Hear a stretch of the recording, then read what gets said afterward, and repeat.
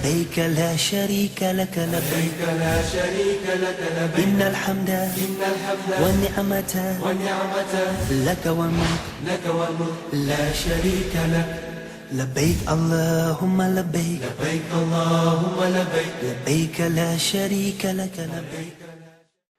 السلام علیکم ورحمۃ اللہ. الحمدللہ والصلاة والسلام علی رسول اللہ وعلی آلہ واصحابہ اجمعین، اما بعد. ناظرین، میں آپ تمام کا استقبال کرتا ہوں ہمارے اس حج ٹریننگ پروگرام لبیک اللہم لبیک میں. پہلی ایپیسوڈ میں ہم نے دیکھا کہ کون سی وہ 7 کنڈیشنز ہے جس کے بعد حج کرنا فرض ہو جاتا ہے. ہم نے سیکنڈ ایپیسوڈ میں حج کی تیاری دیکھی، تھرڈ ایپیسوڈ میں ہم نے احرام کے رولز دیکھے، چوتھے ایپیسوڈ میں الحمدللہ ہم نے حج کا سفر شروع کر دیا تھا اور ہم نے تلبیہ پڑھ کر بس اب ہم حرم پہنچنے والے تھے.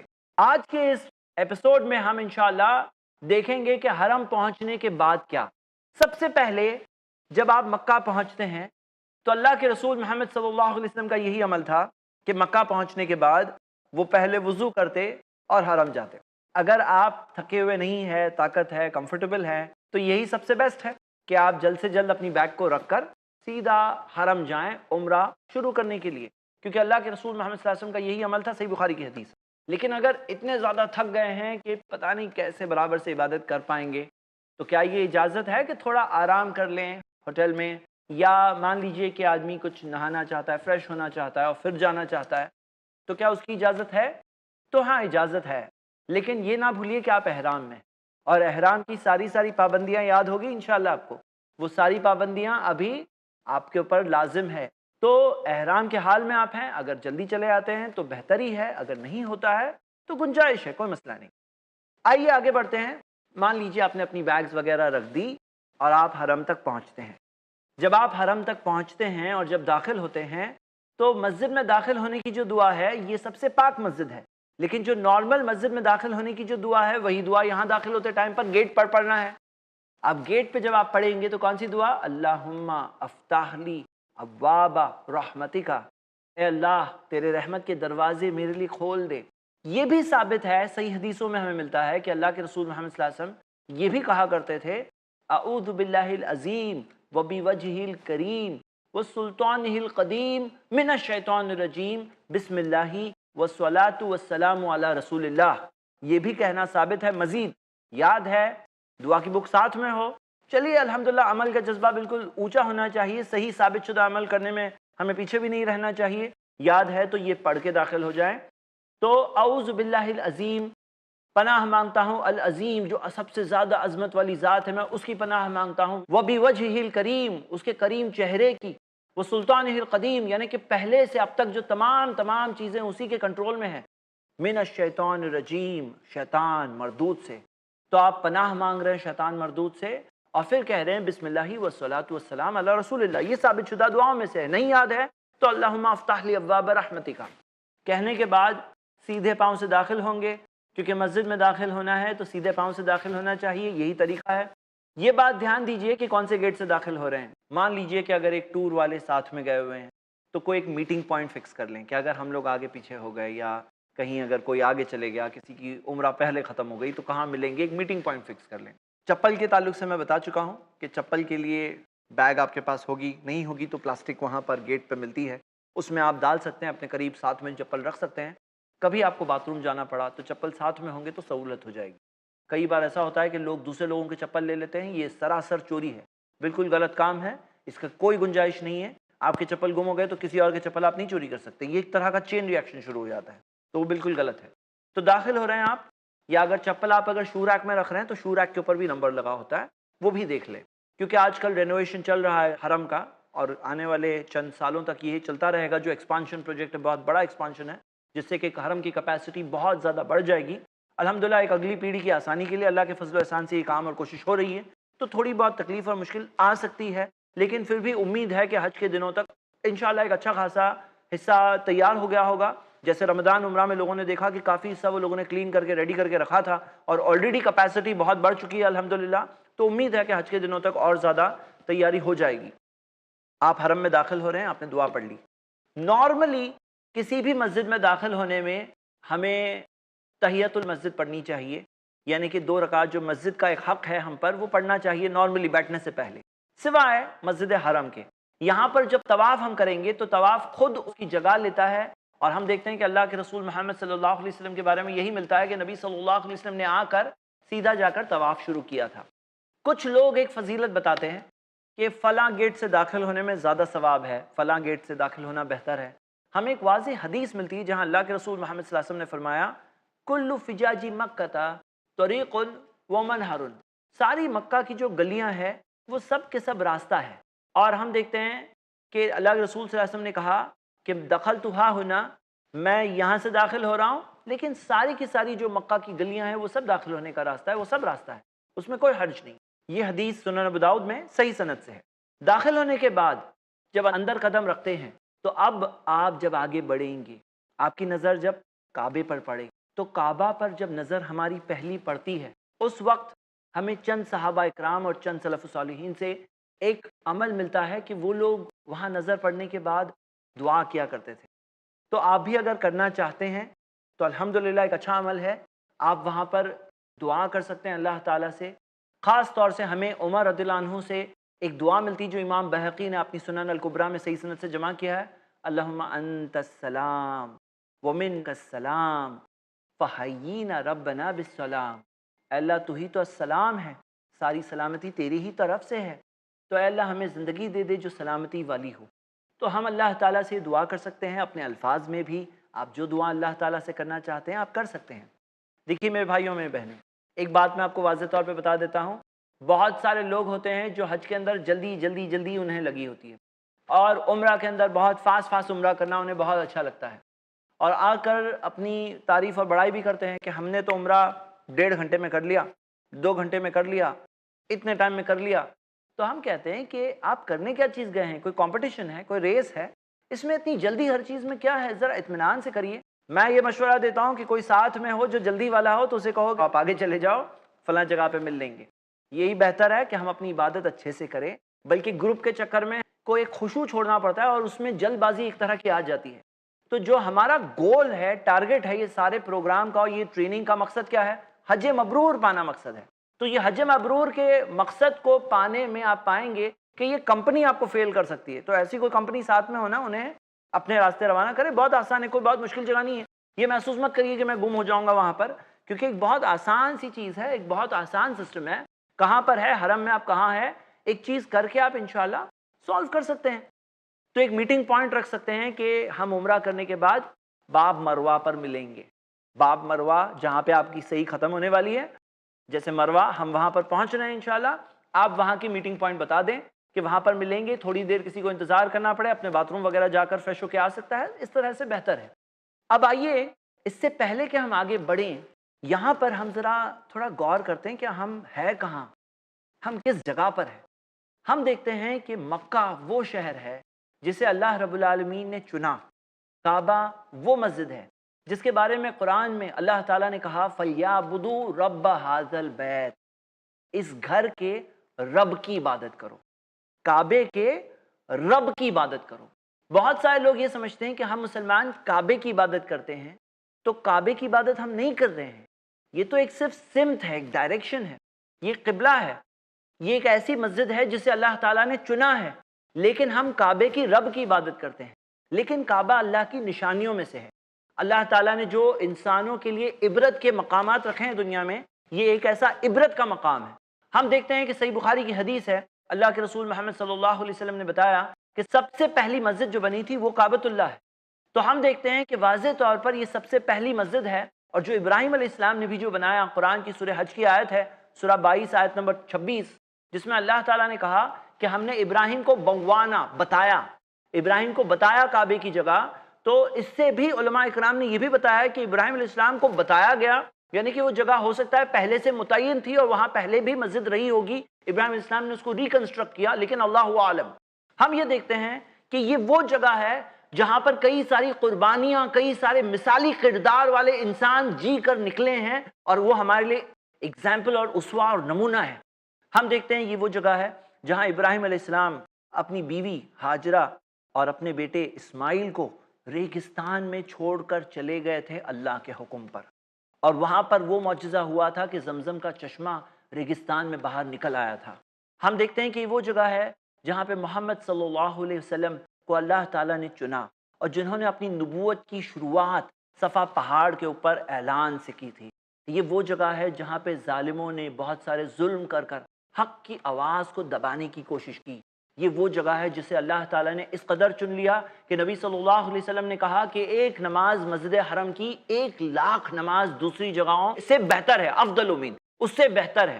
یہ وہ جگہ ہے جہاں پر ہم دیکھتے ہیں کہ اللہ تعالیٰ نے قرآن میں کہا ان اول بیت وضع للناس للذی ببکۃ مبارکا وہدی للعالمین، سب سے پہلی جگہ جو مسجد جو اللہ تعالیٰ نے چنا وہ بکہ میں، بکہ مکہ کا دوسرا نام ہے، مبارکن وہ ایک بابرکت ہے، اور ہدی للعالمین ہدایت ہے سارے عالمین کے لیے۔ یہ جگہ خود ایک ہدایت کا ذریعہ ہے عالمین کے لیے۔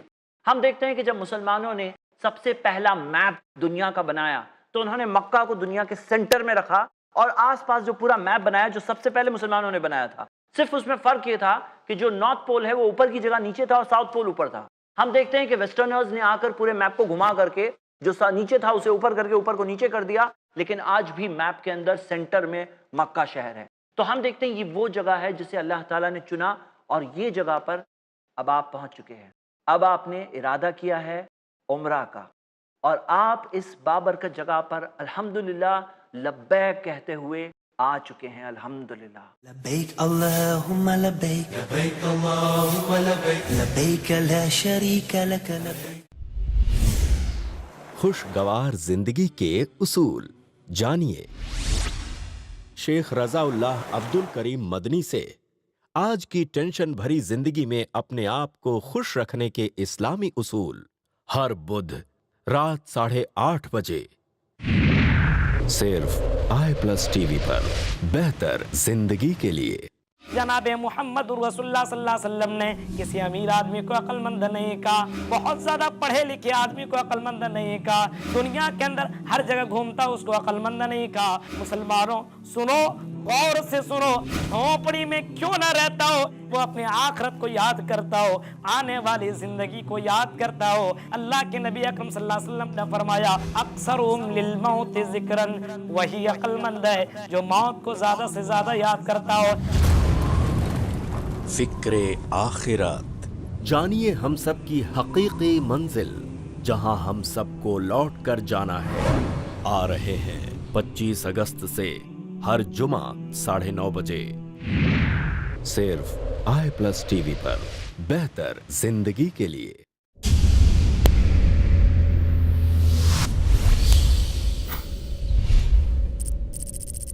اپنے کیبل یا DTH آپریٹر سے i+ TV آج ہی ڈیمانڈ کریں۔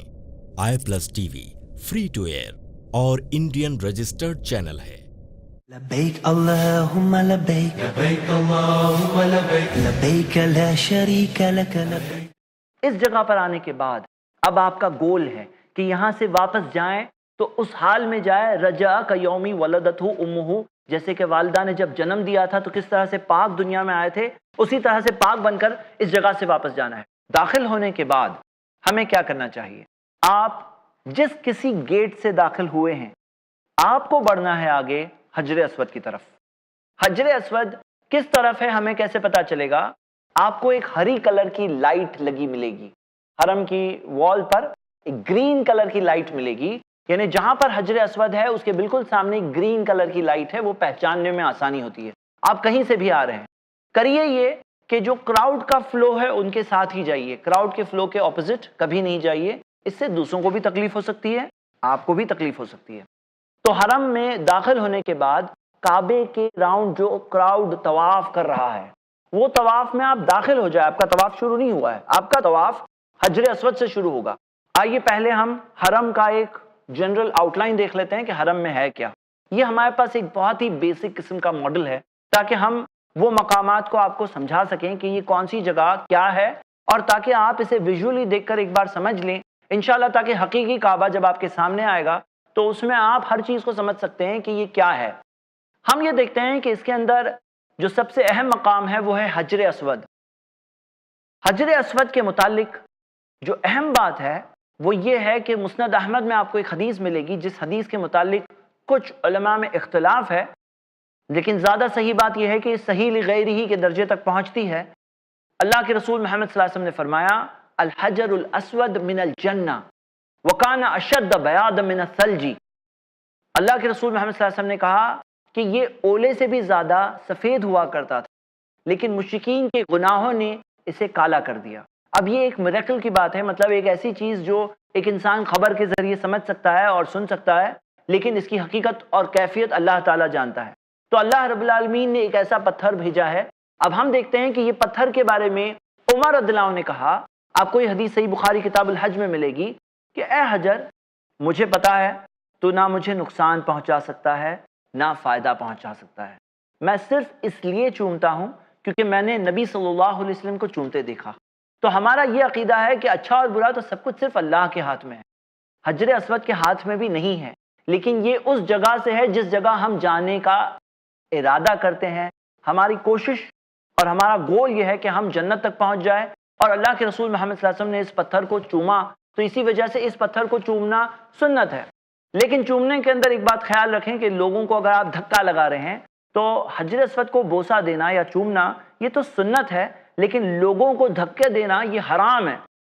اسی وجہ سے آپ کو ملے گی حدیث کہ اللہ کے رسول محمد صلی اللہ علیہ وسلم نے عمر رضی اللہ عنہ سے کہا یا عمر انک رجل قوی، اے عمر تم تو ایک مضبوط آدمی ہو، لا تزاحم علی الحجر فتؤذی الضعیف، اس طرح سے حجر اسود کی طرف بڑھنے میں دھکے مار کر کمزور لوگوں کو تکلیف مت پہنچانا۔ ان وجدت خلوہ، اگر تمہیں حجر اسود کے پاس جگہ کھلی اور خالی ملے فاستلم ہو تو اسے استلام کر لینا، بوسہ دے دینا، وَإِلَّا فَاسْتَقْبِلْهُ فَحَلِّلْ وَكَبِّرْ، اگر نہ ملے جگہ تو اس طرف اپنے رخ کو کر لینا اور تکبیر کہہ دینا، یعنی کہ اگر جگہ ملے، موقع ملے کہ آپ وہاں پر بوسہ دے سکتے ہیں، جیسے کہ کئی بار ہوتا ہے، حج کے دنوں میں نہیں ہوتا، رمضان عمرہ کے ٹائم پر نہیں ہوتا، لیکن سال کے کچھ ایسے بھی مہینے ہوتے ہیں جس کے اندر وہاں پر جگہ ملتی ہے، لائن لگا کر لوگ حجر اسود کو بوسہ دیتے ہیں، بالکل لائن لگا کر، لائن اس طرف لگتی ہے تو لائن لگا کر لوگ بوسہ دیتے ہیں۔ اگر ایسا موقع مل رہا ہے الحمدللہ، لیکن نہیں ملتا ہے تو لوگوں کو تکلیف دینا حرام ہے، گناہ ہے، اور وہاں سے گناہ کما کر آئیں گے، حج مبرور کہاں سے ملنے والی ہے؟ تو ایسی غلطی نہ کریے۔ لوگ ایک سنت کو پانے کے لیے حرام کام کر کے اپنے اوپر ایک گناہ اور بوجھ لے لیتے ہیں جس کی بھرپائی قیامت کے دن کرنا پڑے گا، بالکل غلط بات ہے۔ لیکن موقع نہ ملے تو کیا کرنا ہے وہ بھی نبی صلی اللہ علیہ وسلم نے بتا دیا، حدیث مسند احمد میں صحیح سند سے ہے۔ اب ہم کیا کریں؟ تو پہلے تو اگر بوسہ دے سکتے ہو بوسہ دے دو، نہیں دے سکتے ہاتھ لگ سکتا ہے، ہاتھ لگا لو، اور ہاتھ کو چومنا ثابت ہے۔ لیکن اگر وہ بھی نہیں ہو سکتا تو بسم اللہ اللہ اکبر، یعنی بسم اللہ اللہ اکبر کہہ کر اپنے ہاتھ کو اس طرف رخ کریں گے، ہاتھ کو چومنا نہیں ملتا۔ اب اس میں آپ کیا دیکھیں گے؟ بہت ساری غلطیاں لوگوں کو دیکھیں گے کرتے ہوئے، اور پبلک کو دیکھ کر اگر آپ حج کریں گے تو بہت ساری عام غلطیاں ہیں جو عوام میں صرف علم کی کمی کی وجہ سے لوگ کرنے لگتے ہیں۔ وہ غلطیاں اگر ہم بھی کریں تو حج مبرور کا گول کہاں سے حاصل ہوگا؟ کیونکہ گول حاصل کرنے میں نبی صلی اللہ علیہ وسلم نے کلیئرلی کہا خذوا انی مناسککم، مجھ سے اپنے حج کے مناسک لے لو۔ یہ نہیں کہا پبلک کو دیکھ کر جو پبلک کر رہی ہے وہی کرنا، یہ نہیں کہا، کہا مجھ سے لے لو۔ تو کیسے کرنا ہے؟ کرنے کے اندر ہم دیکھتے ہیں کہ پبلک ایک طرح کی دیوار بنا دیتی ہے، بہت سارے لوگ الگ الگ طرح کی چیزیں کر رہے ہوتے ہیں، تو یہاں پر ہمیں ویسا نہیں کرنا ہے۔ جو طواف شروع کرنے میں کیا کرنا ہے؟ جو اللہ کے رسول محمد صلی اللہ علیہ وسلم نے کہا اس طرف رخ کرو اور بسم اللہ اللہ اکبر کہہ کر شروع کرو۔ تو ہم رخ کرتے ہیں، ایک ہاتھ سے اشارہ کر کے بسم اللہ اللہ اکبر شروع کرنا ہے۔ آپ لوگوں کو دیکھیں گے جو دو ہاتھ سے اس طرح سے اور ہاتھ کو چومنا اور اس طرح سے کرتے ہیں بہت سارا، اور 2 سے 3 بار، اس وجہ سے یہاں پہ پورا ایک طرح کا ٹریفک جام ہو جاتا ہے۔ ایک زمانے میں کچھ سال پہلے تک بھی یہاں پر زمین میں ایک نشانی ہوا کرتی تھی تاکہ لوگوں کو پتہ چل جائے کہ حجر اسود کہاں ہے۔ ہوتا یہ تھا کہ وہاں پر لوگوں کا یہ کہنا ہوتا تھا، کوشش ہوتی تھی کہ اس لائن پر ہی جا کر کھڑے ہو کر بسم اللہ اللہ اکبر کہیں گے۔ حالانکہ ایسا کچھ نہیں ہے، ہر کوئی اپنے حساب سے ایک اپنی لائن سمجھ سکتا ہے، ایک ایگزیکٹ لائن لینا ہے ویسا نہیں ہے۔ اور وہاں وہ لائن پر دیوار ایک انسانوں کی بن جاتی تھی اور ایک طرح کا ٹریفک جام وہاں پیدا ہو جاتا تھا، تو وہ نہیں ہونا چاہیے۔ آگے ہم طواف شروع کرنے والے ہیں، لیکن طواف سے پہلے آئیے ہم حرم کا ایک جنرل اوور ویو دیکھ رہے ہیں۔ کعبے کا دروازہ، کعبے کا دروازہ جو ایک ہائٹ پر ہے، یعنی کہ آپ سمجھ لیجئے تقریباً 6 فٹ کے آدمی کی ہائٹ پر آپ کو کعبے کا دروازہ ملے گا۔ کعبے کے دروازے کے متعلق کوئی ایسی خاص فضیلت نہیں ہے کہ آپ کعبے کے دروازے کو اگر چھوئیں گے یا وہاں پر چھو کر چومنا ہے، ایسا کچھ ثابت شدہ ہے یا کئی سارے لوگ ایسا سمجھتے ہیں کہ کعبے کا دروازہ اگر گھر میں لگا ہو تو گھر میں پرابلمز نہیں آئیں گے۔ ہم دیکھتے ہیں کہ ہم نے ایمان لایا ہے محمد صلی اللہ علیہ وسلم پہ، انہوں نے ہمیں بتایا کہ اللہ تعالیٰ پر ایمان رکھو، آسمان و زمین کا کنٹرول اسی کے ہاتھ میں ہے، کسی اور کے ہاتھ میں نہیں ہے۔ تو اس میں ہمارے لیے یہ بہت ضروری ہے کہ ہم اللہ پر بھروسہ رکھیں۔ یقیناً یہ ایک پاک مقام ہے، اس کے بارے میں کوئی شک نہیں، لیکن جتنی فضیلت نبی صلی اللہ علیہ وسلم نے بتایا ہم اس سے زیادہ فضیلت نہیں بیان کر سکتے۔ تو کعبے کے دروازے کے تعلق سے کوئی خاص فضیلت اس طرح سے نہیں ہے، ہاں یہ دروازہ ہے کعبے کے اندر داخل ہونے کے لیے، اور یہ تھوڑا ہائٹ پر ہے۔ اس کے بارے میں بھی اللہ کے رسول صلی اللہ علیہ وسلم نے ایک بات بتائی ہے جو میں ابھی تھوڑی دیر میں آپ کو بتا رہا ہوں۔ یہ جو آپ دیکھ رہے ہیں یہ حتیم ہے۔ حتیم ایک ایسی دیوار ہے جو ہم دیکھتے ہیں کہ اللہ کے رسول محمد صلی اللہ علیہ وسلم کی نبوت کے 5 سال پہلے، محمد صلی اللہ علیہ وسلم کو جو نبی بنایا گیا اس کے 5 سال پہلے کعبہ بلڈ ہوا تھا۔ ہوا یہ تھا کہ ایک سیلاب اور بارش کے اندر کعبے کی دیواریں کمزور پڑ گئی تھی، ٹوٹ گئی تھی کچھ، تو مشرکین مکہ جو مکہ کے مشرک تھے جو بتوں کی پرستش کیا کرتے تھے، انہوں نے کعبے کو گرا کر کے پھر سے بنایا۔ اب جب بنایا تو انہوں نے اپنے لیے قاعدہ رکھا کہ ہم اپنے ہاتھوں کے محنت کے پیسوں سے ہی بنائیں گے، اور جب انہوں نے یہ ارادہ کیا تو ان کے پاس جو پیسے تھے وہ پیسے ختم ہو گئے۔ اب پیسے ختم ہو گئے، کعبہ بنانا ہے، تو انہوں نے ایک شارٹ کٹ کیا۔ کیا شارٹ کٹ کیا؟ وہ یہ کیا کہ کعبے کو یہاں پر ختم کر دیا اس وال پر، اور اس کے آگے یہ ایک مارکنگ چھوڑ دی۔ جو حتیم جو ایک طرح کی مارکنگ ہے، جو ایک دیوار ہے، یہ ایک مارکنگ ہے کہ یہ حصہ کعبے کے اندر ہوا کرتا تھا۔ ابراہیم علیہ السلام نے جو کعبہ بنایا وہ ایسا پرفیکٹ کیوب نہیں تھا جیسے کہ ابھی ہے، اس زمانے میں یہ حصہ بھی کعبے کے اندر ہوا کرتا تھا، لیکن مکہ کے مشرکوں نے جو نبی صلی اللہ علیہ وسلم کی نبوت کے 5 سال پہلے کعبے کو ری بلڈ کیا تھا، وہ ٹائم ان کے پاس پیسے ختم ہو گئے، تو انہوں نے یہاں سے ڈائریکٹ یہ دیوار بند کر دی اور یہاں یہ نشانی چھوڑ دی کہ یہ کعبے کا حصہ تھا اور آج بھی یہ کعبے کا حصہ ہے۔ تو اگر حتیم کے اندر کوئی نماز پڑھ رہا ہے تو ایسا ہے جیسے کہ اس نے کعبے کے اندر نماز پڑھی، جو جائز اور ویلڈ ہے، لیکن اگر کعبے کے اندر نماز پڑھنے کا آپ کا ارادہ ہے تو حتیم کے اندر نماز پڑھتے ہیں تو وہ کعبے کے اندر کی نماز ہو گئی۔ لیکن طواف کرتے وقت اگر کوئی یہاں سے ہی شارٹ کٹ مار لے اور پورا یعنی یہاں سے گول جانے کی جگہ حتیم کے اندر یہاں کھلا مل جائے اور وہ شارٹ کٹ مار دے تو اس کا طواف کا وہ راؤنڈ پورا نہیں ہوا۔ اس لیے پورا نہیں ہوا کیونکہ راؤنڈ پورا ہونے کے لیے ضروری ہے کہ وہ پورے کعبے کا راؤنڈ مارے، نہ کہ یہاں سے کعبے کے درمیان میں سے گزر جائے، یہ کعبے کے درمیان میں سے گزرنا ہو۔ یہ کونا جو آپ دیکھ رہے ہیں جو حجر اسود کے قریب والا کونا ہے، اسے رکن یمانی کہتے ہیں۔ اس رکن یمانی کو بھی چھونا ثابت ہے۔ طبرانی میں ہمیں حدیث ملتی ہے کہ اللہ کے رسول محمد صلی اللہ علیہ وسلم نے کہا کہ رکن یمانی اور حجر اسود کو چھونے سے گناہ معاف ہوتے ہیں۔